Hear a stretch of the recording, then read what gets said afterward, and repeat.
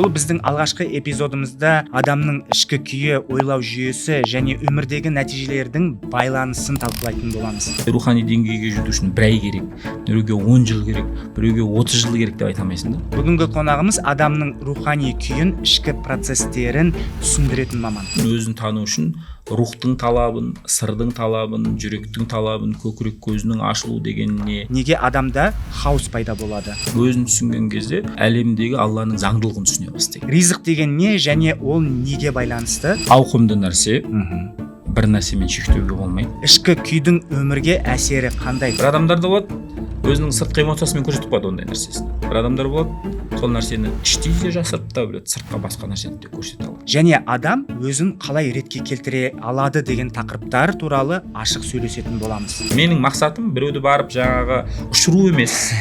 Керемет жасап тұрмыз. Біреуді барып жаңағы судың үстінде жүру емес. Менің Менің мақсатым өзіңнің қандай болмыс екеніңді білу, түсіну, тану және сенің мақсатың бұл дүниедегі Алла екендігін түсіндіру болды. Құрметті достар, бүгінгі подкастымызды бастаймыз. Бүгінгі біздің қонақта парапсихолог, теолог және де өзін танушы Нұр Мүбәрак университетінің PhD докторанты Бекжан Ұстаз. Ұстаз, қош келдіңіз. Қош көрдік. Бүгінгі подкаст сізге жақын тақырыптарда болады. Адам неге өзін түсінбейді? Адам түсінікті жаратылыс қой. Түсініксіз жаратылыс емес. Бірақ адам неге өзін танымайды деген дұрыс сияқты. Адам бірінші өзін түсіну үшін бірінші өзін тану керек. Өзін танығаннан кейін, өзінің шекарасын түсінгеннен кейін, сол кезде түсінік деген нәрсе пайда бола бастайды. Енді әрине ол түсінік деген нәрсе де қолмен ұстап көзбен көретін зат емес, ол да бір Алладан берілетін бір сый, ол да бір ризық десек те болады. Яғни мысалы пайғамбарымыз саллаллаху алейхи ва саллям айтады, Алла бір құлын жақсы көрсе, немесе бір Алла бір құлына бір жақсылық бергісі келсе, оған бір түсінік береді дейді, мол түсінік береді дейді. Немесе тозақ иелерінің, енді бақытсыздардың дейші, тозақ демей-ақ қояйық. Бақытсыздардың бұл дүниеде бақытсыз болуы, арғы дүниеде бақытсыз болуы неге? Хум ла яфқахун деп келеді Құранда. Олар дым түсінбейді дейді. Түсінік болмағандық себептен. Сол үшін адам біріншіден көп нәрсені түсінуге тырыспау керек. Яғни адамда көп нәрсені түсінуге тырысатын қай кезде болады? Адам ақылдық деңгейде болған кезде көп нәрсемен түсінгісі келеді, бірақ ақыл шындығында көп нәрсені түсіне алмайды. Бір нәрселерге ақылмен жетуге болатын шығар, бірақ оның бір нәрсенің егжей-тегжей, соның алдынан да артынан да бүткіл жағынан қамти алатындай түсінік ол ешқашан ақылда жоқ. Түсінік деген нәрсе әрдайым ол жүректегі потенциал ол, ақылдың потенциалы емес. Ақыл көбінесе өзіне бір жаңағы танымайтын, бір тансық, бір басқаша бір дүниелерді алып келген кезде ақыл әрдайым адамды сақтандырып отырады. Оған бір жаңа нәрсе керек емес. Ақылға бір өзіне білетін белгілі бір рамкада жүрсең, удобный да ол. Ал жаңа бір рамкалерді алып келетін болсаң, ақыл всегда сені триггерить етіп, страховать етіп, сені сақтандырып, сені былай қарағанда кейбір нәрселерді жасауға ақылдың өзі кедергі болатын кездерде болады. Ал енді адам қашан өзінің жүрек деген трансценденттік болмысына үңілген кезде, яғни ақылдық деңгейден жүрекке өткен кезде, жүрек шындығында былай қарағанда жалпыламаны жалқылама қылатын, сіз бір алыстан көріп тұрған дүниені жақыннан көрсете алатын, соның барлығын түсіндіре алатын ол жүрек. Яғни мәселе сыртта емес, адамның ішінде болып тұрған ішкі күйінде. Ішкі күйінде. Былай қарасаң адамның болмысында бір нәпсілік деген болмыс бар, ақылдық деген болмыс бар, көкіректің ашылу деген болмысы бар, жүрек деген болмыс бар, сыр деген болмыс бар, рух деген болмыстар. Бұлардың бәрі метафизикалық болмыстар ғой адамның. Бұлардың әрқайсының өзінің қалаулары бар, әрқайсының өзі сізден талап ететін талаптары бар. Адам өзін түсіну үшін, өзін тану үшін рухтың талабын, сырдың талабын, жүректің талабын, көкірек көзінің ашылу дегеніне, ақылдық деген деңгейіне, нәпсілік деңгейде, нәпсіліктің өзінің режимдері болады деген сияқты. Нәпсіліктің қандай режимдері бар, ол қай режим қандай кезде болады, соның барлығын былай қарағанда адам өзінің қандай болмысын, яғни метафизикалық болмысын таныған кезде, мен ойлаймын, көп адамдардың түсінбей жүрген нәрсесін түсінік деген нәрсе келеді. Ол жүрек деген нәрсе былай қарағанда, мысалы, сіз Америкада болсаңыз, мен Алматыда болсам қазір қалай сөйлесеміз егер сөйлескіміз келсе? Видеозвонокпен немесе видеозвонокпен, телефонмен сөйлесеміз. Телефон құрал ғой, дұрыс па? құрал. Құрал арқылы екеумізді алыс болсын, жақын болсын, екеумізді былай қарағанда жақындатып тұрған, немесе бір мұңымызды айтуға. Енді біз Алламен қалай сөйлесеміз деген кезде адамның болмысында бір құрал бар. Ол қандай құрал? Ол жүрек деген құрал. Жүрек ол Алламен сіздің екеуіңіздің араңызда телефонмен қалай сөйлесесіз, дәл солай сөйлесесіз. Яғни Алламен қалай сөйлесесіз? Жүрек арқылы сөйлесесіз. Алла тағала жүрегіңізге сізге, жүрек сөйлемейді, Ибн Араби айтады. Жүрек ол Алланың несін, сөзін саған жеткізетін құрал дейді. Түсіндіңіз ба? Ол жүрек ол айна дейді. Сол арқылы сен әлемді танисың, сол арқылы сен Алланы танисың, сол арқылы сен ақылың жете алмаған дүниелердің барлығын сол жақтан көре аласың дейді. Бірақ сол айна кей кезде нәпсілік қалаулармен кірленіп тот басып кетеді ғой, шөп өсіп кетеді. Соның шөптерін жұлып, тазалап, суын құйыпсаң, айна жалтырайды да. Сол кезде саған біреулерге қараңғы болып тұрған нәрсе сен үшін жарық болып көрінеді дейді. Тот басқан кезде адам ғапылдық та бола ма сол кезде? Сөйтіп айтуға бола ма? Ғапылдық та болады, өзінің не істеп жүргенін білмейді, ешқандай бір, яғни былай қарағанда нәпсілік қалауларын айтқанын істеп жүреді, одан да шаршайды. Мына оның рухы талап етеді. Былай қарағанда өзін контроль жасап, қай жерде не болып жатқанын өзі түсінбейді ғой. Былай қарағанда бұл ішкі адамның ішкі жан дүниесіндегі бір рухани дағдарыс, немесе бір рухани бір былай қарағанда соғыс десек те болады, быт-шыт болып жатады. Соның бәрін реттеу, сол нәрсенің бәрін түсіну, бірінші ол өзінен басталады. Адам бір нәрсені әлемді түсіну үшін бірінші өзін түсіну керек. Өзін түсінген кезде, сол кезде уже мына әлемдегі Алланың заңдылығын түсіне бастайды. Адамдардың қателігі неде? Адамдардың қателігі ол өзін түсіну емес, сыртқы Алланың заңдылығын түсінуге тырысады. Ал сыртқы Алланың болып жатқан мына заңдылықты сен мына ақылмен, суық ақылмен түсіне алмайсың. Абайша айтқандай. Яғни адам жүректік деңгейде өткен кезде ақылдың өзі нұрланады екен. Адам жүректік деңгейге өткен кезде ақылдың өзі жүректен ақыл алады да, не істейді? Нұрланады. Ал адам нәпсілік деңгейде отқан кезде оның ақылы суық болады. Мысалы, адамдардың ең қателігі мына өмірде жәннат қылғысы келеді.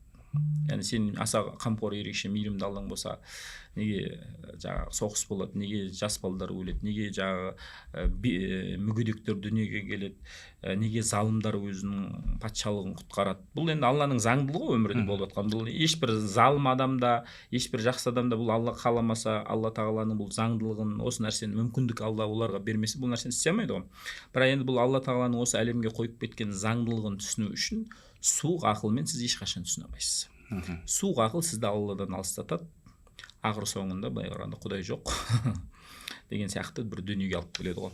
Ал енді сол суық ақылды нұрландыратын ол да түбіндегі жүрек. Сонда көбінесе ішкі состояниемен жаңа күймен жұмыс жасау керек қой. Иә. Неге кейде бәрі бар сияқты, бірақ іштей тыныштық жоқ? Іштей тыныштық жоқ деген сөз, адам өзі мына өмірге келгенде бір нәрсені іздейді. Бірақ не нәрсені іздеп жүрген өзі білмейді. Иә, іздейді. Сөйтіп іздейді. Ол іздену деген нәрсе, ізденіс деген нәрсені триггировать етіп тұрған не нәрсе? Ақыл ма, нәпсі ма, жүрек па, сыр ма, рух па, оны білмейсің ба? Бірақ ол талап етіп жатыр сені. Айтады ғой, мына болмыстардың бәрі өзінің қалауларын талап етеді. Бірақ сен оның қайсысы, кім іздеп жатыр дегенді білмейді. Адам барады да, жаңағы нәпсілік болмысына кетіп, жаңағы ана нәрсені іздейді, мына нәрседен іздейді, немесе жаңағы біреу осында үйім болса, осында күшті болып кетем шығарым, осында бір жақсы жұмысқа, немесе үйленіп бала шаға алып кетсем, мен осы бір қуыс кеудемді бір орын толтырамын деп ойлайды. Сөйтеді да, былай қарасаңыз, түбінде адам бір материалдық жетістіктерге жетеді. Үй бар, мәшін бар, бірақ неге қуыс кеуде, соны түсінбей жатады да. Оның бәрі адам сол өзінің іздеп жүрген нәрсесін мынандай материалдық дүниемен толтырам деп қателеседі. Мен айтам, адамның ішінде бір алпауыт күш бар, адамның кеудесінде. Ақберген Елгезек жаңағы ағамыздың Дардай деген кітабында сенің кеудеңде бір алпауыт күш бар деген бір сөз айтады ғой, әдемі. Ол алпауыт күш, ол рух, рухтың күші. Рух ол өте үлкен дүниелерді көрген. Ол Алланың ұлы дидарын көрген. Әрине бұл дүниеде емес, бірақ ол рух бұл жаратылған кезде көрген. Ол өте үлкен шексіздікті көрген.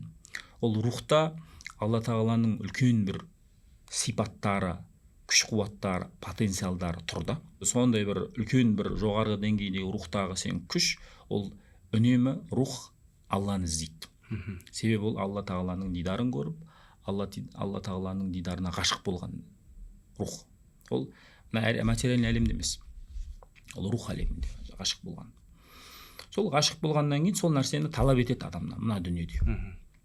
Әрине Абдул-Қадыр Джейлани сияқты, Ибн Араби сияқты, мысалы Құрандағы «Әләсту би раббикум қалу бәлә» деген аятты, жаңа сендердің раббыларың емеспін бе, рухтардың бәрі, иә біздің рабб, сен раббымызсың деп мойындады деген Алла адамның сертін бір қысқа нұсқа қылып Алла тағала келтіреді. Бірақ ол жер егжей-тегжей емес.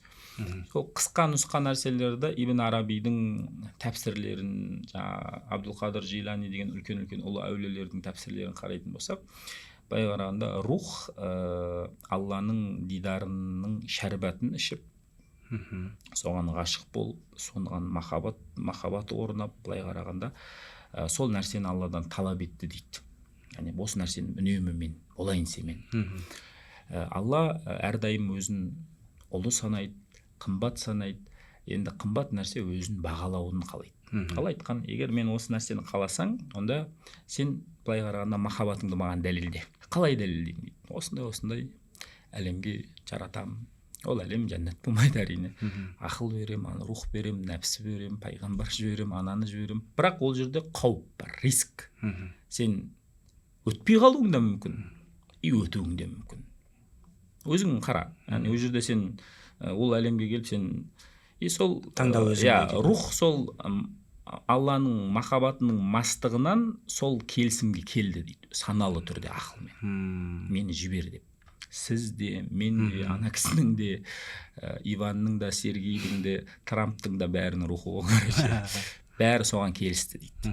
Рух әлемінде. Сөйтіп, Алла тағала хикметі рухани әлемнен материальный әлемге, әрине баяғы сертіңізді санаңыздан өшірген халде осылай дүниеге келеді. Нәпсісі бар, ақылы бар, жүрегі бар, көкірек көзі бар, сыры бар, рухы бар, бәрі. Бұлардың бәрі сені талап етеді, өзінің қалауларын талап етіп. Бірақ адамға ақыл берген, енді соны шешім шығаратын сіз ғой. Сол нәрселерді іздейді. Сол іздеп атқан нәрсе негізі ол Алланы іздеп атыр ол. Бірақ оны адамдардың көбісі түсінбейді да, сол не іздеп жүргенмен бірдеңені іздейді, бірақ сол іздеген таптым-ау дегенде, бірақ ол емес болып шығады да, түсіндіңіз ба? Иллюзия болып. Иә, бірақ ол нәрсені жеткенге дейін ол осы деп ойлайды. Түсіндіңіз ба? Мысалы, менде де бір нәрсені іздеп Нұрбарыққа түстім. Түстім да 4 жыл дін оқыдық. Арабша керек, арабша үйрену керек, Құранды жақсы түсіну керек, арабша жақсы білу керек, ақидасын оқу керек, фиқхын оқу керек деген сияқты ілімдердің бәрін шамамыз келгенше оқыдық. Сөйтіп Құранды оқисың, арабша ғалымдардың сөзін түсінесің. Былай қарасаң, вроде мен осы нәрсені жеткен кезде мен уже не қылуым керек еді. Бірақ қанағаттанған жоқ. Менде қуыс кеуделік тұр. И менде былай қарағанда рухани не дейді жаңағы кризис басталды.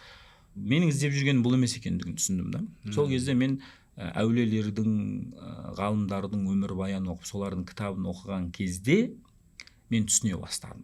Мен қанағаттана бастадым. Сол кезде мен кейбір мына классикалық тәфсір кітаптарындағы ашылмай қалған сырларды, кейбір классикалық тәфсір кітаптардағы кеңінен айтпаған нәрселерді, мысалы Аллаға адамдардың рухының сертін жай ғана қысқа нұсқа айтады, ешқандай. Бірақ әулиелердің тәфсір кітаптарына кірген кезде сізді ашады ғой, қандай болды, рух қалай жаратылды, нәпсі жаратылды. Мен мысалы Нұрбаракты бітірген кезде нәпсі не, рух не, ақыл деген не деген нәрселер түсінбей өткенмін вообще. Мен қашан сол әулиелердің кітаптарына негізген кезде мен ақыл деген не, ол қалай жаратылды, нәпсі деген не, көкірек көзі деген не, жүрек деген не, рух деген не, соның бәрін мен егжей түсініп, былай қарағанда мен өзімді тани бастадым да. Сол үшін ғой мен Инстаграмға өзім танушы деп жазып қойғаным. Яғни мен әлі өзімді танып бір керемет болдым демеймін. Яғни былай қарағанда менің қалап жүрген, менің жанымның талап етіп жүрген, менің рухымның іздеп жүрген нәрсесін мен шындығында келгенде сол әулиелердің өмірін оқу арқылы, әулиелердің кітаптарын оқу арқылы былай қарағанда қанағаттандым, және сол түсінген нәрселерімді, білген нәрселерімді барынша адамдарға солардың сөзін жеткіземін. Мен ол менің қалтамнан, жан қалтамнан шыққан немесе мен ақылымнан шыққан нәрсе емес қой ол. Сіз айттыңыз ғой, классикалық кітаптарда ол ақылдық деңгейде жазылған деп ше. Ал кейін ол уже жүректік деңгейге шықты. Ол заманға байланысты ма или жоқ? Неге байланысты? Мысалы, ислам ғалымдарының өзі бөлінеді. Кейбір ғалымдар сол ақылдық деңгейде еңбектерді жазып кетеді. Енді ол дұрыс емес деген сөз. Иә. Керек. Кейбір адамдар ақылдық деңгейден өтіп жүректің деңгейіне өтеді. Ғалымдардың өзі бөлінеді. Ғалымдардың өзін қарайтын болсаңыз, мысалы мен бір кітапты қараймын да, әулие ғалым қалай болады, жай ғана ислам ғалымы ақылдық деңгейде өте ғалымдардың кітабын мен уже мазмұнынан о нәрсені ажырата алатын менде бір талғам пайда бола бастады менде. Осындай Турцияға бардым да, ана Ай София мешітінде намаз оқыдық, ақшамды асырда оқыдық па әлде бір намаз оқыдық та, сосын мына жақта Сұлтан мешіті бар, арасы жақын. Сөйттік та Сұлтан мешітіне кіру керек болды. Кірдім да, қарасам кітапты тұратын не тұр екен да, далада жайма кітаптар тұр екен. Кітап көрсем мен өзімді ұстай алмай сол жаққа бүйтіп кететін әдетім бар. Сол жаққа кеттім кітаптар. Не болса да көрім. Ана жерде мен көріп, ана жаққа кірмесем мен уже ойым санам тынышталмай. Ана жерде көріп, маған керек нәрсе болса алуым керек, керек емес болса болды, керек емес, мына жақтан шықты, ана жаққа бар деген сондай бір. Бардым да, сол жерде қарадым да, бірнеше арабша кітаптар бар екен. Сөйтіп бір кітапты қарадым, Шарху Тағдилул Улум деген кітап екен. Авторы Садр Шария дейді. Ойбай, мен Садр Шария мықты ғалым ғой деп. Білеміз ғой, Садр Шария Орта Азиядағы өте мықты кісі. Уиқая, Фатхул Бабул Иная деген Орта Азияның классикалық фиқ кітаптарын жазған. Хидаяны мұхтасар қылып, соны мұхтасар қылған ғалымдар ғой бұлардың бәрі. Енді соны қарап отырмыз. Сол кітаптың мен мазмұнын қарадым да, былай аштым да, мазмұнын бүйтіп қарадым да, бүйтіп қарап шықтым да, мынау әулие ғалым дедім. Мен негізі ол кезде бірақ Содыр Шарияны былай естуім бар, не оның өмірін зерттемегенмін. Сөйтіп қараған кезде мынау әулие ғалым деді. Сол кезде бір қасында жігіт болды. Сен қайдан білдің деді да. Мен кітаптың мазмұнынан білдім дедім. Яғни темалар қалай қозғалу, тек ақылдық формат. Мына кәләм кітабын ақылдық форматта жазбаған. Яғни жүректік деңгейге өткізіп жіберген. Мысалы, Әшғари бағытында ақида еңбектерін жүректің форматына дейін өткізіп жіберген кім десеңіз, Имам Ғазали. Ал Матуридилерде кім деген кезде мен соны іздейтін едім. Матуридилерді мен айтар едім Садр Шария. Ақида форматын жүректік деңгейге өткізіп жіберген.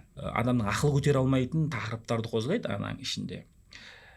Мысалы, Алланың затын ақыл шамасы жетпейді тануға, білуге. Бірақ Алланың затын жүрек жете алады дейді ол. Садр Шария өзінің кітабында. Жүрек соған жете алады дейді. Жүректің потенциалы бар дейді. Ақыл ол нәрсеге жара алмаған дейді, құрал емес дейді. Сондай бір қызық кейбір ақида ғалымдарының шекарасы болады өзің бір, осы шекарадан шықпаймыз деген. Өзім ақида кітаптарын оқып жүрген адам біледі. Сол шекарасынан өтіп кеткен Садр Шария. Имам Ғазали де сондай кісі. Сол кісілердің еңбегін оқығанда мен рахаттандым. Себебі жүректің әңгімесі ол кез келген жүректің қалауын іздеп жүрген адамға ол жағады. Ал енді бар біреуін өзінің ақылдың рамкасында шектеп жүрген адам жүректің әңгімесі оған ұнамайды. Потому что ол өзін только ақылдың шеңберіне шектеп қояды. Ровный болу керек. Жәннат деген бар, ол ғайып, оны кіруге болмайды. Оны егжей-тегжейін Құранда қалай келді, солай иман келтіру керек. Кейбір адамдарға сен түсіндіруің керексің. Ол әрине, сол үшін бәрі жүректің несіне өтуіміз керек сияқты. Ол жүрек қалауын алмай, өзінің қалауын қанағаттандырмай сізден, ол тыншымайды. Бұл жолда адам өзін тану керек, және жүректің қалауы не, сыр деген болмыс не, рух деген болмыс не деген сияқты нәрселердің бәрін білу керек деп ойлаймын. Мына рухани күйге байланысты тағы да адамның күйі денесіне әсер етеді ме? Әрине. Кәдімгідей стресс пен ауру барлығы. Тәніңізді басқарып отқаныңыз ол рухыңыз ғой. Сіздің рухыңыз ғой. Рухтың күшімен мынау не үшін немен қозғалып отыр? Рухтың күшімен қозғалып отыр. Не үшін сөйлеп отырсыз? Рухтың күшімен сөйлеп отырсыз. Бұна жарық әлемді қайдан көріп отырсыз? Мынау көз, тіл деген бұл құрал. Сопылар айтады. Сен дейді сөйлеп отырсаң, ол сөйлеу деген нәрсе біз енді ақылмен ойласақ, тіл деп ойлайсың ғой енді. Тіл неге жай ғана құрал дейді. Сөйлетіп отқан ол Алла тағаланың сенің бойыңдағы, рухыңдағы жаңағы мутакаллим деген сипаты дейді. Сенің бойыңдағы, рухыңдағы сөйлеуші деген сипаты. Сен мына естіп тұрғаның Алланың сама деген естуші деген сипаты дейді. Сенің көріп тұрғаның Алланың басар деген несі дейді. Жаңағы сипаты сенің рухыңдағы. Сол арқылы сен көріп тұрсың дейді. Ал ол мынау көз, мынау деген нәрсе, ол рухты мына тәнге байлап қойғаннан кейін амал жоқ, бұл құралмен мына әлемде қарым-қатынас жасауға мәжбүр дейді. Яғни былай қарағанда Алла тағаланың несімен тірі болу деген, былай қарағанда бұл енді бізде мына көрініп тұрған ғана сипат. Мына жақта рухтың бойында Алла тағаланың қаншама көрінбей тұрған үлкен потенциалдар, үлкен күштері тұрда жабылып. Адам бір адамды өлтіріп жібере алатын да күші бар. Бір адамға өмір сыйлап жіберетін де күші бар. Оның бәрі сол рухтың күші. Рухтың күші. Яғни ол барлық адамда бар. Ол түгел адам. Адам ба? Екі аяғы бар, екі қол, бір басы бар адам ба? Болды. Адамның бәрі де бар. Оның бәрінің рухына Алла тағала осындай күшті берді. Просто әр адам қалай соны дамытты, потенциалдарды. Сол қазынаны аша ала ма мәселе сода. Сол қазынаға жете ала ма? Жете ала ма, сондай болмыс ретінде ол өзін қарай ала ма? Қарай ала ма? Яғни ақылдық деңгейден өте ала ма? Тәуекел ете ала ма? Бұл да бір не ғой жаңағы. Кім тәуекел ете алады, ары қарай ақылдық деңгейден жоғары кетіп қалады, ол кетіп қалады. Ал енді біреу ақылдық деңгейде қалады. Ол енді өзің таңдайды. Оны ешкім ештеңе дей алмайсың, мысалы. Сол үшін кітаптар оқу арқылы сондай бір талғамдар қалыптаса бастады. Яғни ғалымдардың өзінің әулиелік, жүректік деңгейде жазған кітаптары бар. Мысалы, көбінесе мына ислам ғалымдарының ішінде Ибн Арабидің еңбектері сынға қалады. Кейбір жаңа ақылдық деңгейдегі ғалымдарымыз оны жаңа діннен шығарып жібереді, жаңа кәпір дейді, мынау зындық дейді да. Неге? Себебі ақылдың деңгейіндегі қалған адам, мына жүрек деңгейіндегі, сыр деңгейінде, рух деңгейіндегі жеткен үлкен ұлы адамдардың түсінбейді, айтып отқан темаға кіре алмайды. Халін түсіне алмайды. Мына айтып отқан сөздердің мәнін түсіне алмайды. Мына жақта қысқа нұсқа ровный қылып берсе, мына жақта бұл жайып жібереді, ашып жібереді. Сөйтеді қалай ол деген сияқты. Мен сізге айтайын, ақылдың деңгейіндегі форматында айтайын. Мысалы, арш дегенде Алла тағала жаратты. Абу Ханифа жаңа өзінің ақида кітаптарында инна Аллаха халақал арша ли изхари қудратихи. Алла тағала аршыны өзінің құдіретін көрсету үшін жаратты, оған отыру үшін емес дейді да, болды. Былай қарағанда арш үлкен жаратылыс, но бірақ оның қандай жаратылыс, не жаратылыс, оның рөлі қандай деген сияқты нәрселерді түсіндіре алмайды. Ал енді барып жүректің деңгейіне өтіп кеткен ғалымдардың еңбегіне қарап кіретін болсаңыз, мысалы, жаңағы Имам Раббани өзінің Мактубат кітабында аршыны ол былай сипаттайды. Арш деген нәрсе дейді, бейне бір барзақ дейді. Материальный әлем мен материальный емес рухани әлемнің арасын істеп тұрған. Арасын бөліп тұрған. Грань. Сондай жаратылыс дейді. Сол аршыда Құдайдың бүткіл сипаты да, потенциалы да тұр дейді. Аршының көрінісі дейді. Сол кезде имам Абу Ханифаның мына сөзін қорыталсақ болады. Алла аршыны жаратты құдіретін көрсету үшін. Алланың былай қарағанда күші, құдіреті бүткіл аршыда тұр. Сіз, мысалы, біз білетін Алла тағаланың 99 есімі бар. Алла тағаланың ол сипаты 99-мен шектелмейді. Сен қалай шексіздікті бір 99-ға шектеп қоясың. Ол бізге Құдайдың көрсеткені 99. Көрсетпей мынақта қанша сипаттары, қанша оның құдіреттері тұрғанын білмейсің. Соның барлығын имам Раббани аршыда тұр дейді. Мен көрдім дейді. Қалай көрді? Әрине ол мына екі көзбен көрген жоқ. Ана деңгейге өткеннен кейін көрді. Ал сол нәрсені көргеннен кейін айтып отыр да ол нәрсені. Мынақта жай ғана жалпылама айтылған нәрсені мынау жалқылама қылып, егжей-тегжей, қалай, не үшін. Мына нәрсені естіген кезде сенің жаның рахаттанады. Мынақта сен бір рамка кетіп қояды ақылдың деңгейінде. Аршы ол Алла тағала жаратты, оны отыру үшін жаратқан жоқ, оның құдіретін көрсету үшін жаратты дейді, тік. Сен келесің да, сонымен бүйтіп жүресің, ақылыңмен, аршы бар, сондай жаратылыс, ол енді оны ары қарай кірмейміз, ол Аллаға тапсырамыз деген сияқты сөйтесің да. Бірақ әулиелердің кітабына кірген кезде ол келеді да. Енді сонда кей кезде әулиелер осындай бір шектеп қойған дүниені ашып жібереді да, сосын келеді да, мына ақыл иесіндегі ғалымдар, ислам ғалымдар ананың сөзін түсінбей, жаңағы, яғни темасына кіре алмай, ой, мынау бүйтті, сөйтті деп кетеді да, түсіндіңіз бе? Мәселе сол. Ризық туралы келсек, неге біреуде бәрі оңай келеді, неге біреуде қиын келеді? Ризық деген ақшамен ғана шектеле ме? Ауқымды нәрсе. оны барып бір нәрсемен шектеуге болмайды. Ризық деген нәрсені туралы 1 сағаттық подкаст арнауға да болады.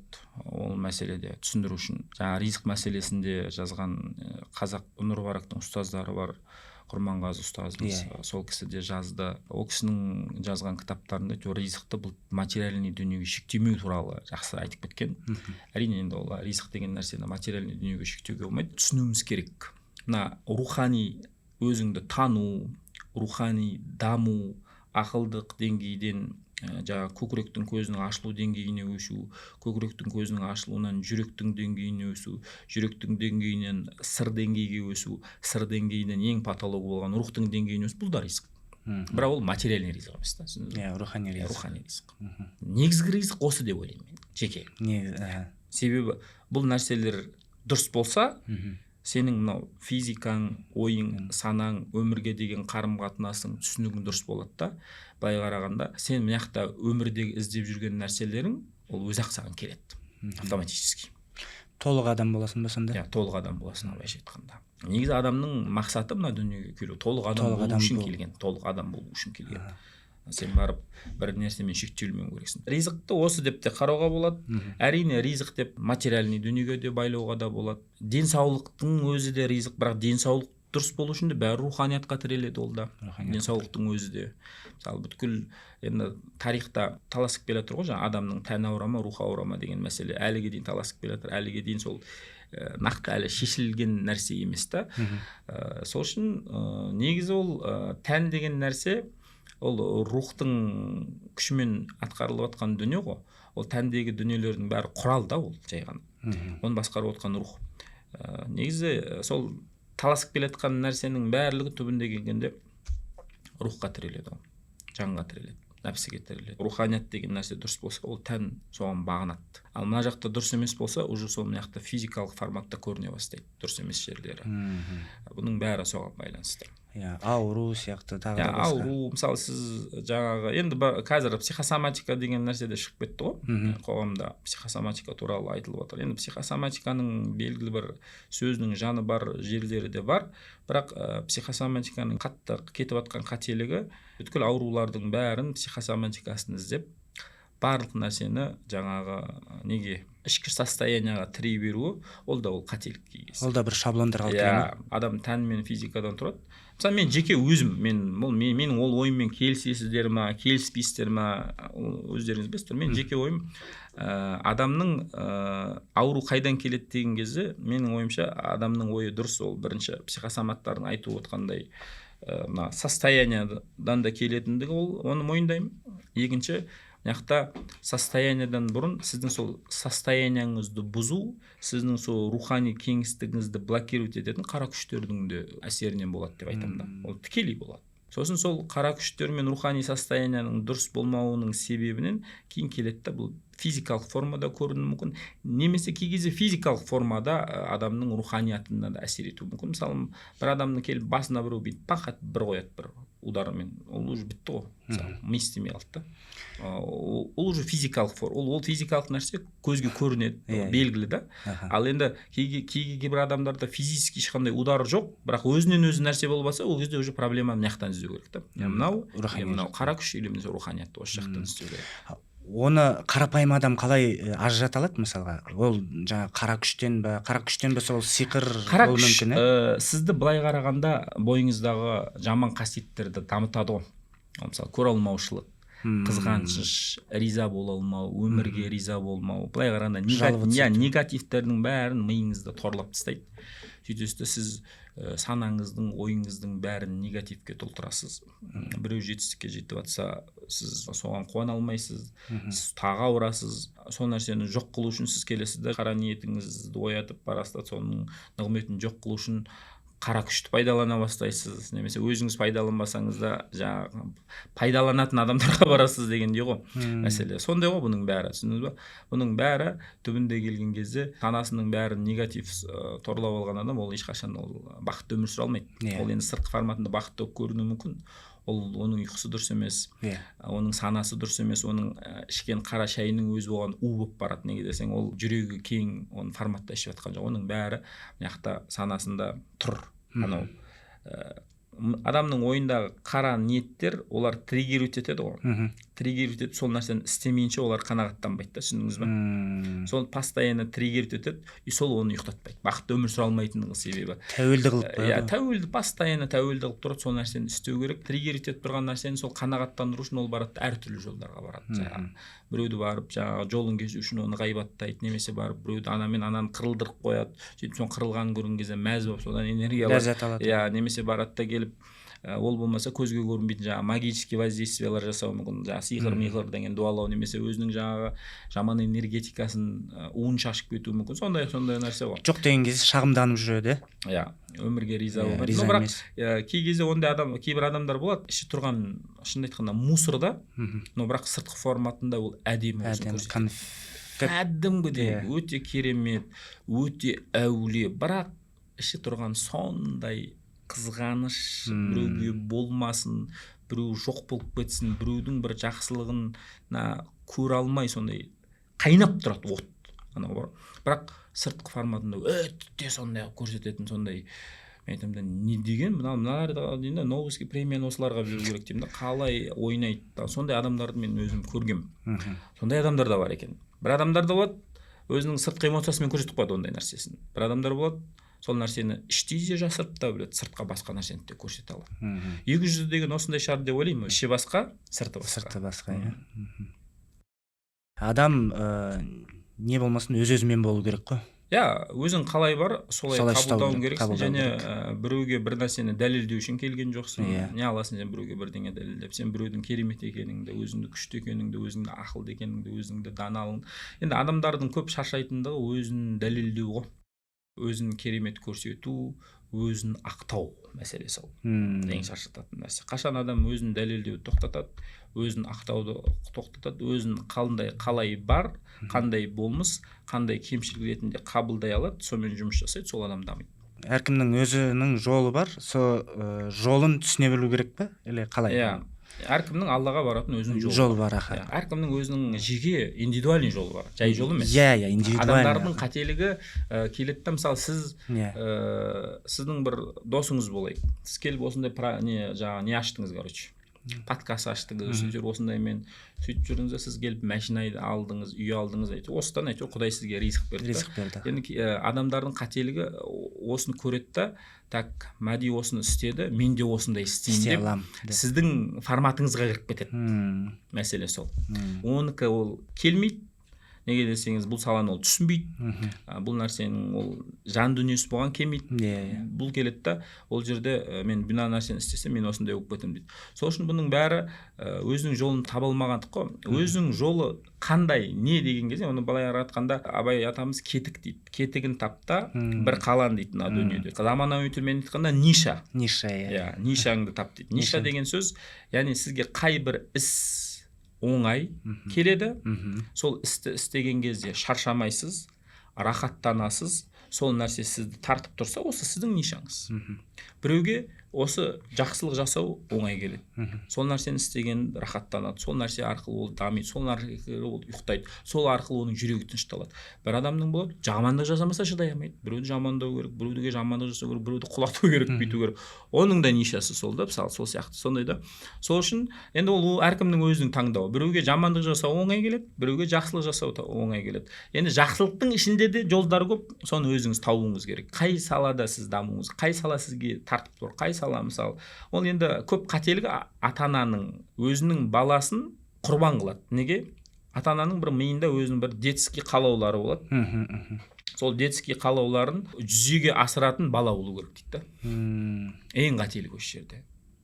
Ол бала оған сай келе ма, келмей ма, ол нәрсені қалап тұр ма, қаламай тұр ма, короче, демократия жоқ, отбасыда автократия жасайсың дейді. Сөйтеді да бала, яғни өзінің жаңын дүниесіне сай келмейтін қалыпқа кіріп кеткеннен кейін, содан амал жоқ, әке-шешесінің қалауын істеп, жаңағы біреу врач болып кетеді, сөйтіп жүреді да, бірақ ол түбінде ертең ол дені сау врач болмай шығады. Біреудің әкесі имам, баласын имам қылып қояды. Баласы ол имам болғысы келмейді. Сөйтеді жүретін ұрбарақта деген сияқты. Сонда оның бәрі қателік та. Оның әке-шешенің қателігі неде? Әке-шеше баланың нишасын тауып, сол нишада оны дамытып, соған жол салып беру. Бол и сосын жіберу. Бағыт бер. Бағыт бер, жібер. Сен оны дүниеге келтірдің, мейіріміңді бердің, тәрбиеледің, ары қарай ол сенің жеке мүлкің емес қой. Ол саған Құдайға аманат қылып берген нәрсе. Сен дұрыс, енді баққан шығарсың, өсірген шығарсың, тәрбие берген шығарсың, оны не үшін міндет қыласың? Өзің үшін дүниеге келтірдің, өзің үшін бақтың. Енді оны келіп сен балаңнан не нәрсені талап етесің? Маған мені бағу керек. Оның бәрі уже тағы да басқа әңгіме. Жігіттерді білем, әке-шешесін көргісі келмейді. Дауысын естігісі келмейді. Неге десең, оларға келсе, ол мен артқа кетемін дейді. Менің бағытым оларға қараңғы, сол үшін мен олармен қарым-қатынас жасаймын.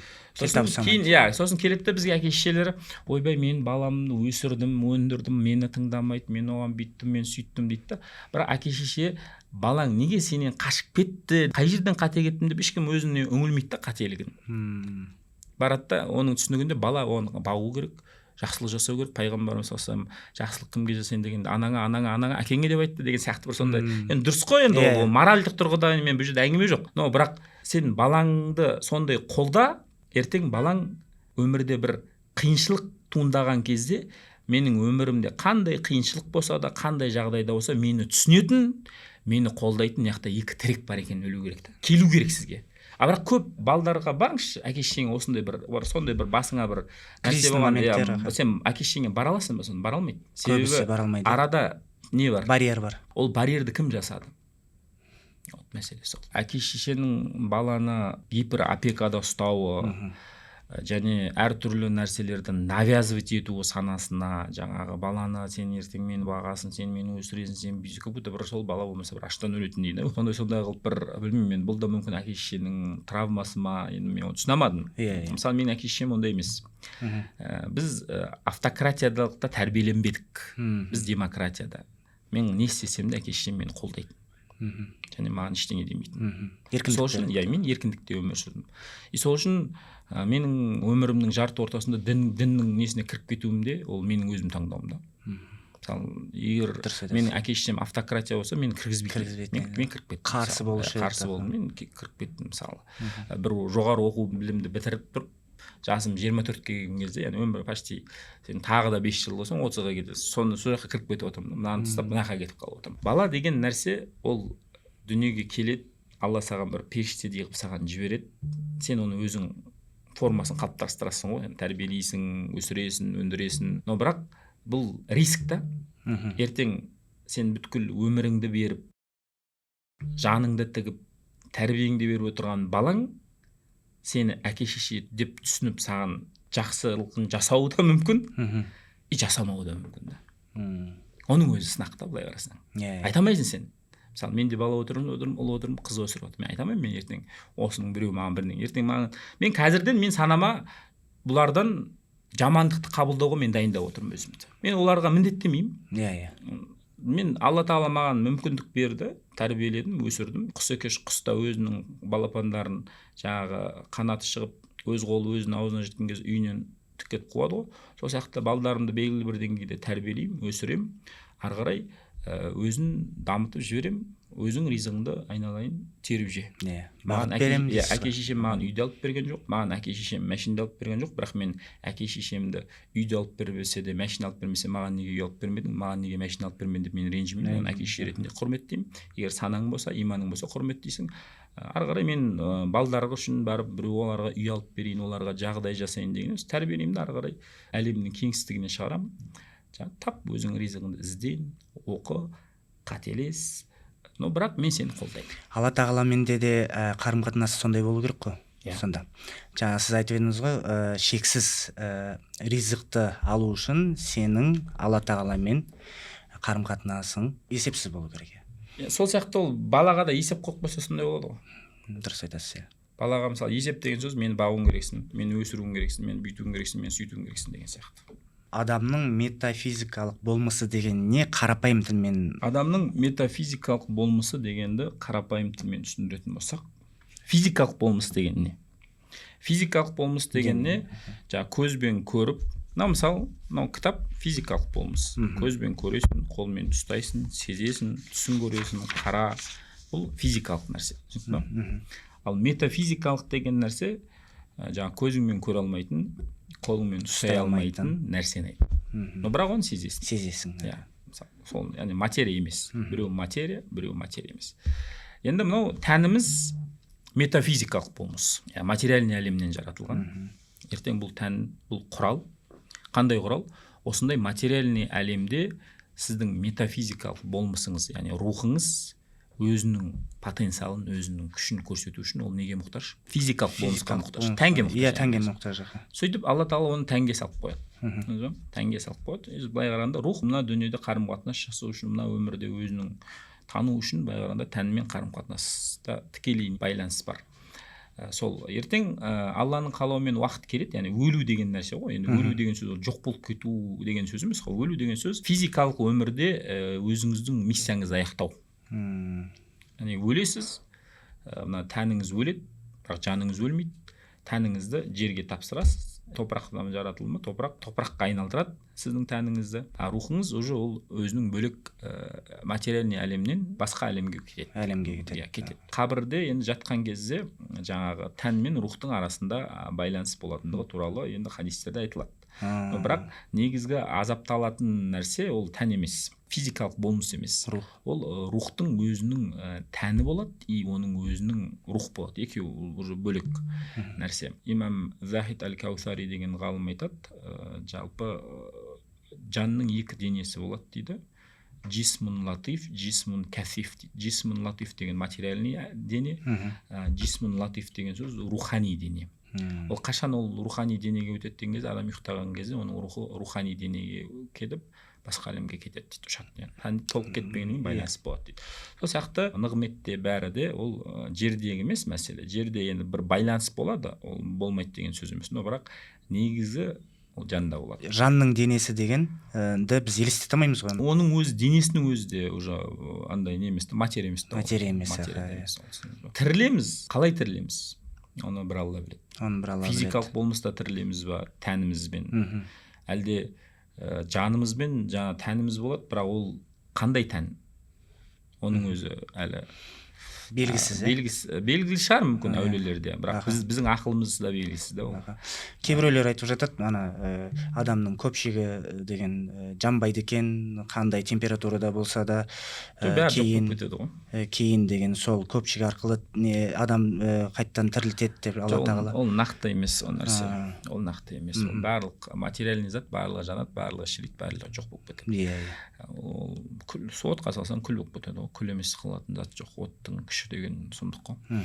Сол енді метафизикалық болмыс деген. Енді физикалық болмысты таныдық қой. Сол метафизикалық болмысыңыз ішіңіздегі жаңағы эгоңыз немесе нәпсіңіз, қазақша айтқанда. Нәпсіден кейін жаңағы ақылыңыз, оның өзі жаңағы бір метафизикалық болмысыңыз, қолмен ұстай алмайсыз, нәпсіңізді де ұстай алмайсыз, көзбен көре алатын зат емес.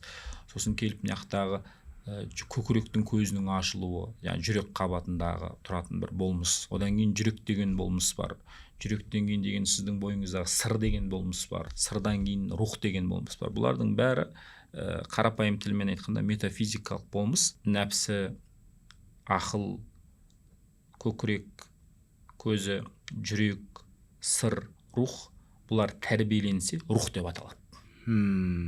Тәрбиеленбесе нәпсі немесе ит деп айтады қазақша айтқанда. Ит екенсің дейді ғой қазақ. Ит екенсің. Сол ит дегені сол нәпсіңнің адам болмысың әлі рухтық деңгейге жетпеген, адамгершілік деңгейге жетпеген, әлі иттік деңгейде қалып болған екен деген сөз. Осы метафизикалық болмыс. Енді адам осы нәрселермен жұмыс жасау керек. Осы нәрселердің қалауларымен нәпсінің қалауы не? Яғни нәпсінің де өзінің режимдері бар.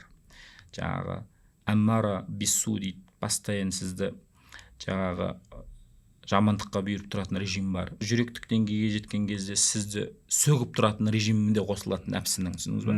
Яғни мына рухани дамуда мен ойлайтын едім, нәпсіні өлтіру керек деп. Осындай кішкене төмендеу түсінігім болған. Бірақ оны тәрбиелеу керек па? Сол енді адамды кемелдікке жеткізетін не нәрсе деген кезде нәпс екен ғой. Қалау. Бесконечный қалау. Адал ма, арам ба? Қызық емес. Сосын ол қалауын бермесеңіз екінші режим бар, қосылатын не? Ашу. Түсіндіңіз ба? Осы ашу мен қалау адамды кемелдікке апарады. Қалай адамның қалауы, шахуаты, жаңа ашуы адамды кемелдікке апарады дейтін болсаңыз, Содыр Шари өзінің Таъдул улум деген кітабында айтады былай. шахуатты дейді адам ақылмен нәпсіге түсіндіру керек дейді, дұрыс приоритет беру керек дейді. Мысалы нәпсіңіз бір нәрсені қалай береді, не көрсе де қалай береді, яғни ол қалай, сенің қалауың Алла болу керек. Сенің бүткіл махаббатыңда қалауың Алла болса, сен мына жақтағы бүткіл қол жеткізе алмай шырылдап жүргеннің бәрі орындалады. Сен бір нәрсе қалаш, бірақ сол қалаған кезде бүткіл неңді абсолюттік түргіде қалады, Алланы қала. Сол үшін бәрін арна, сол үшін құрбан бол. Сол кезде сен мына жақта мыңғыр қалауың бәрі орындалады деп нәпсіге ақыл не істеу керек? Диалог жасау керек. Сол кезде мына шахуат деген нәрсе махаббатқа айналады. Махаббат өсетті ғашықтыққа айналады, Аллаға деген ғашықтыққа айналады. Шахуат неге айналды? Махаббатқа айналды, немесе махаббаттан ғашықтыққа айналды ғой. Енді келеді да мынау ашу мінезге айналады. Сол Алла үшін тұрып беру үшін мінезі болады. Ашу деген жаман нәрсе ғой, бірақ мінезі болады. Мінезге айналады. Ахмет Байтұрсын атамыз айтады ғой, халыққа қызмет қылу үшін не керек дейді? Мінез. Мінез қайдан пайда болды?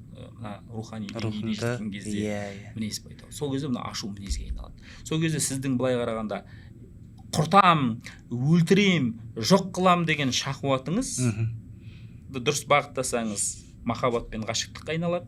Ойбай ашуымна келе береді, сол ашу дұшпан, ашу дейтін ашуыңызды дұрыс бағыттап бер. Мынау шахуат бағыттағаннан кейін автоматически бағытталады. Мынау мінезге айналады. Осы метафизикалық болмысты енді барлығын талдап бердіңіз ғой енді. Осыған байланысты сізде бұйыртса жуырда семинарыңыз өтпекші. Сол семинарда тағы да толыққанды түсіндіресіз ғой? Бұл кіріспе ғой. Адамның өзін тануға бір жабық тұрған картинаны ашу ғой бізге, түсіндіңіз ба? Сөйтіп мынандай бұл немде бар екен ғой деп мысалы. Сол кезде түсінген кезде, яғни адамдардың көп қателіктері материалдық болмыс ретінде өзін бір рамкаға салып қояды ғой, содан шықпайды. Сол рамканы бұзып, оның рухани рамкасын көрсету да. Сол рухани рамкасын көргеннен кейін ары қарай өзі таңдайды ғой, қайда бару керек, не істеу керек. Ары қарай ол адамның өзіне байланысты қалай дамиды, қаншалықты сол нәрсені талап етеді. Өмірде де кім қалай әрекет жасайды, соның ризығы әртүрлі болады ғой, енді материальный ризықта. Сол сияқты руханиятта да кім қалай Аллаға қарай ұмтылады, қалай махаббатын көрсетеді, қаншалықты деңгейде оның махаббатының күштілігі мықты, солай оның да рухани жетістігі де, рухани ризығы да солай болады.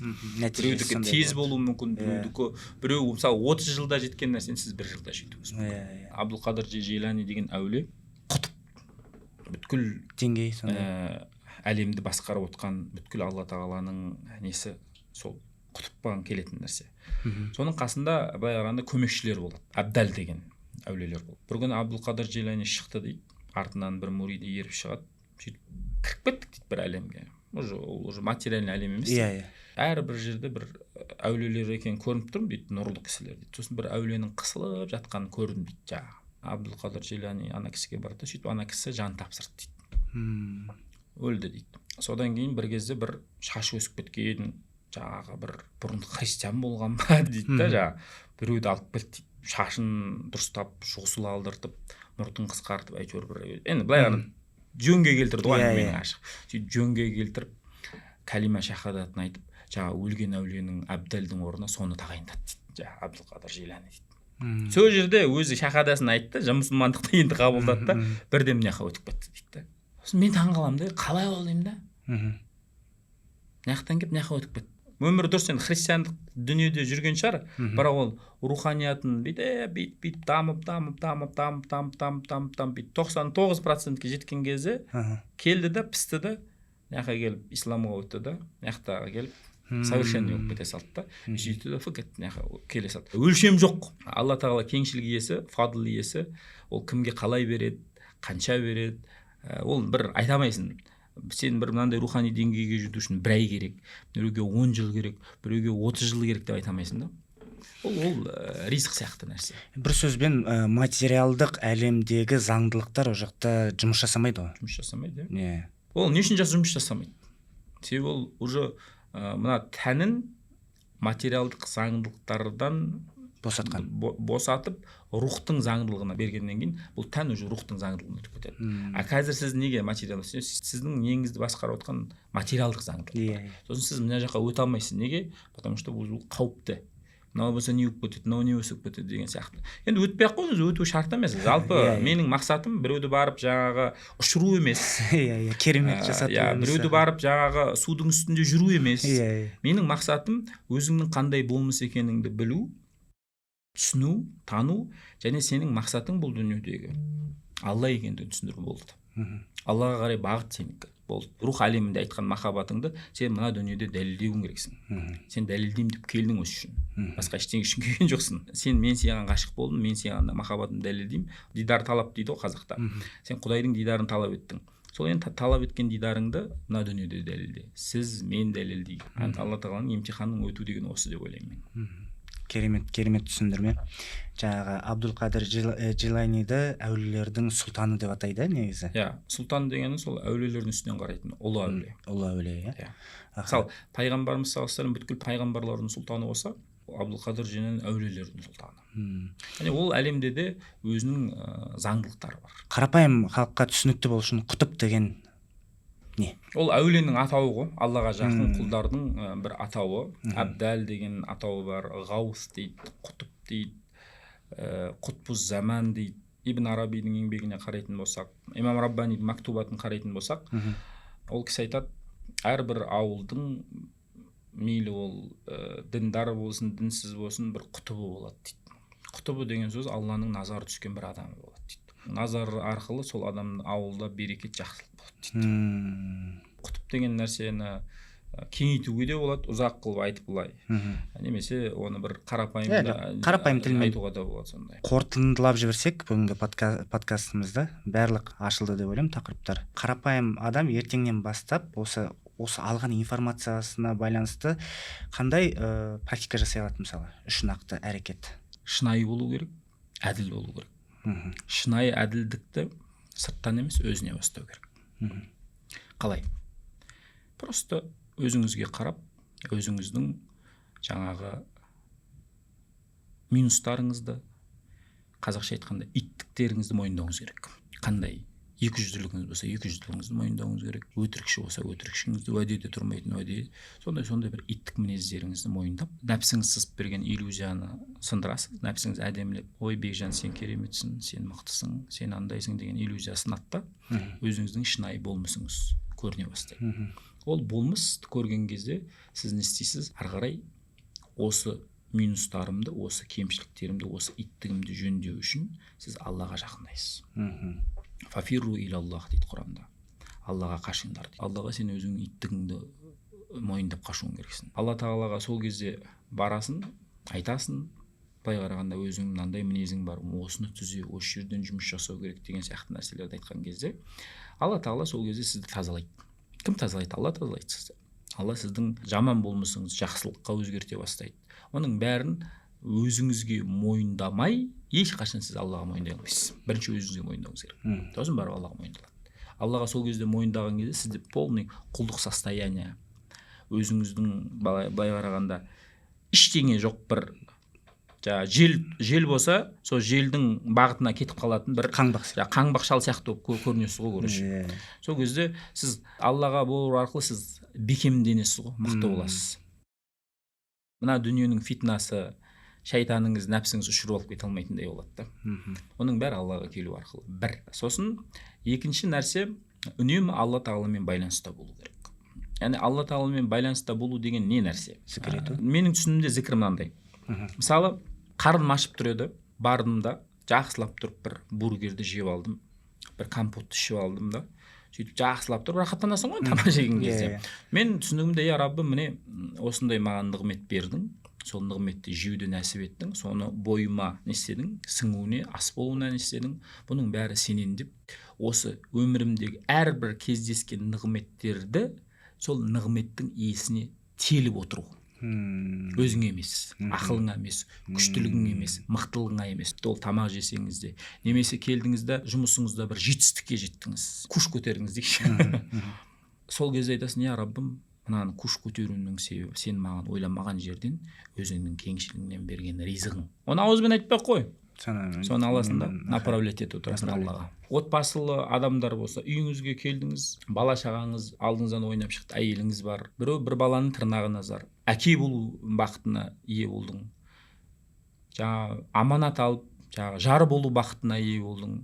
Сен келген кезде сені қарсы алатын, саған әйтеуір шайын беретін жарың бар, бала шағаң бар. Оны да көріп отырып, осы нәрсенің бәрі я Раббым сенің берген маған сыйың, нығметің деп мысалы Аллаға теліп отыру. Шаршадың, 10-15 минут пырылдап ұйықтап алдың. Ұйықтау дегеннің өзі нығмет. Ол өз-өзіңнен келетін зат емес. Оны адамдардың көбісі Алладан ғапылдықтан ойлайды, бір ұйықтау деген нәрсе бір өздігінен болып жатқан бір процесс сияқты. Жоқ, ол Алладан берілетін сый. Ұйықтадың, я Раббым, мына ұйықтадым. Ұйқыны маған сыйлағаның үшін рахмет деп, сол нәрсені Аллаға тектеу. Енді іштің ғой, жедің ғой, ішіңдегі жаңағы бүткіл дүниелерді ішкеннен кейін шығу керек қой. Ол шығудың өзі де жай болып отқан жоқ, сол нәрсені қорытылып, керегін алып, керек емесін шығарып отқан, оның мақта бір күш бар ғой енді. Ол күшті кім? Бардыңыз да әжетханаға барып қажетіңізді өтедіңіз. Ол қажетіңіз шықпай қалғанда, сіз білесіз, мысалы, бір кісінің бір зәр шығара алмай қалған, неге болған кезде қалай қиналғанын көрдім. Мен өзім жақсы таныстарым да болды сондай нәрсе. Сол нәрселердің бәрін сен өзіңмен деп отырсың. Оның бәрі өзіңнен емес қой, оның бәрі Алладан келіп отқан нәрсе ғой. Келдіңіз да сол аман есен бойыңызда уыңызды шығардыңыз әжетханадан, демалып алдыңыз. Оны я Раббым, сен өзің шығардың. Бұның бәрі сенен деп. Яғни былай қарағанда көп сөздің тобықтай түйіні өмірдің қандай бір кезеңдерінде өмірде мыңғырық нығметке кездесесіз. Сол нығметтерге кездескен кезде соның бәрін Алла тағалаға теліп, Аллаға тектеп отыратын болсаңыз, бұл зікір болып есептеледі. Нағыз рухани зікір осы. Менің ойымша барып сіз аузыңызға субханалла, альхамдулилля деп айтып жүруіңіз мүмкін. Бірақ сіздің ойыңыздың бәрі басқа жақта жүргеннен мынандай зікірде жүру, бұл жүректің зікірі деп айтады. Бұл нағыз пайғамбарымыздың зікірі да. Біз осындай деңгейге өтуіміз керек сияқты деп ойлаймын. Енді әрине мүмкін бұл деңгейге бірден біреу өтіп кете алмайтын шығар. Осы байланыс жасау мен үшін оңай. Мен қолыма тәсбих алып алып жүрген маған бір ыңғайсыз. Мен осы түйісіп зікір етемін. Отырып, аузымда қимылдамайды, тілімде қимылдамайды. Бәрі мына жақта кетеді, санада кетеді. Бәрін процесстерді отырып неғып отырамын. Бұл да зікір деп аталады. Бұл нағыз жүректің зікірі. Жүректің зікірі ешқандай тіл қимылдамайды. Бұл енді екінші Алламен байланыс жасау арқылы. Бірінші не дедік? Мойындау, өз-өзің нелерін, иттігіңді. Иттігің мойын. Сосын екінші Алла тағаламен осындай байланыста жүру. Осы байланыста жүрудің мәселесі не? Сіз былай қарағанда үнемі Алладан байланыста жүргеннен кейін сіз ғапылдықтан құтыласыз. Ғапылдықтан құтылдыңыз деген сөз сіздің жаныңызға, рухыңызда үнемі Алланың назары түсіп тұрғаннан кейін былай қарағанда сіздің энергетикаңыз, нұрыңыз күшейе береді. Анау Алла мен сіздің араңыздағы 70 000 перде дейді ғой, әулиелер жабылып қалған. Сол 70 000 перделер не істей береді? Жыртыла береді ғой. Жыртылып, сондай деңгейге жетесіз. Хадис құдсида айтқандай, көретін көзім, еститін құлағым, ұстайтын қолым, жүретін аяғым болам дейді Раббым. Қашан? Сол перделердің бәрі алынған кезде. Иттігіңізді мойындап Аллаға тәубе ету арқылы, Алла тағалаға зікір жасау арқылы, және үшінші өзіңіздің бір нишаңызды табу. Сол кезде ниша табылады. Не істеймін деген кезде саған не істеу керегін Құдай көрсетеді. Керемет. Ұстаз, осымен қорытындылайық бүгінгі подкастымызды. Уақыт бөліп келгеніңіз үшін рахмет. Жақсы. Ал көрермендер, келесі подкастта кездескенше өз-өзімізбен шыншыл болайық. Сау болыңыздар.